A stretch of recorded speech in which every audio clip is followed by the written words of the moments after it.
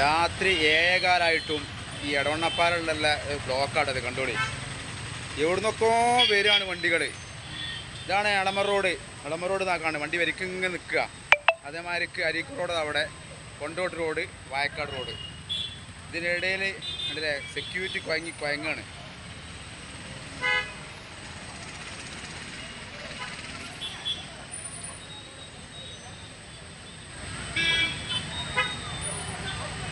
ആൾക്കാരിങ്ങനെ കണ്ട് നിൽക്കുക ഈ ബ്ലോക്ക്.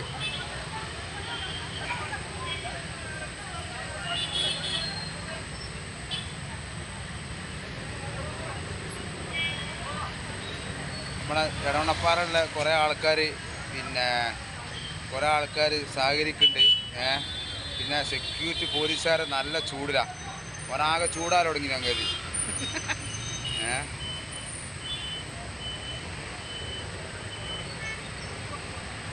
ഇതിപ്പോൾ ഇങ്ങനൊരു സംഭവം ഈ എളമരം പാലും കൂളിമാട് പാലും വന്നതിന് ശേഷമാണ് ഇങ്ങനൊരു ബ്ലോക്ക് തുടങ്ങി കേട്ടോ.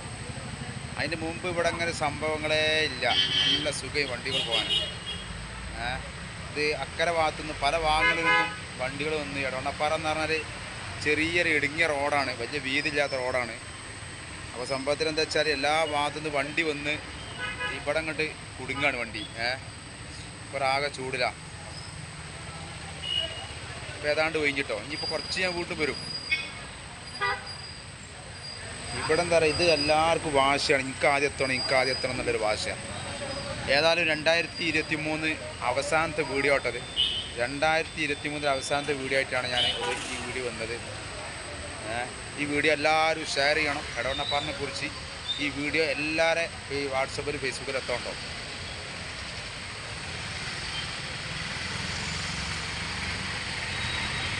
ഈ സിഗ്നലിനെ കുറിച്ച് പറയുകയാണെങ്കിൽ 25 ലക്ഷം കോടികളല്ല, 25 ലക്ഷം ചിലവായി പിന്നെ ഫണ്ട് പാസ്സാക്കിയത്. പിന്നെ അതിൻ്റെ ഒരു എന്താ പറയുക സിഗ്നലാട്ടത്. ഈ സിഗ്നൽ ഇപ്പോൾ ഇവിടെ വർക്ക് ചെയ്യണില്ല. 4 ഭാഗത്തും പിന്നെ കുറ്റികളുണ്ട് സിഗ്നൽ വെച്ചെന്ന് വെച്ചാൽ ഇതിനോട് ഒരു ഉപകാരമില്ല. ഇപ്പോൾ 2-3 ദിവസം മുന്നേ ഒരു 2 കാറുമായിട്ട് ആക്സിഡൻ്റ് ആയി. ഇതിപ്പോൾ പുലർച്ചക്കാണ് ആക്സിഡൻ്റ് ആയത്. ഇപ്പം ഇതിലെ പിന്നെ പുറമെന്ന് വരുന്ന ആൾക്കാർ, പുറത്തുനിന്ന് വരുന്ന ആൾക്കാർ ഇവിടെ ഇങ്ങനെ 4 കൂടി ജംഗ്ഷൻ ഉണ്ടോയെന്ന് അവർക്കറിയില്ല. ഈ സിഗ്നൽ ഓപ്പണായി കഴിഞ്ഞാൽ അതിൻ്റെ മഞ്ഞ ലൈറ്റ് കത്തി കഴിഞ്ഞാൽ അവർക്ക് മനസ്സിലാക്കാൻ കഴിയും ഇവിടെ 4 കൂടി ജംഗ്ഷനാണെന്നുള്ളത്. ഒരു ജംഗ്ഷനാണെന്നുള്ളത് അവർക്ക് മനസ്സിലാക്കാൻ കഴിയും. അങ്ങനെയുള്ള അവസരത്തിൽ ഈ സിഗ്നൽ വർക്ക് ചെയ്യാൻ ഭയങ്കര വിഷയം തന്നെയാണ്.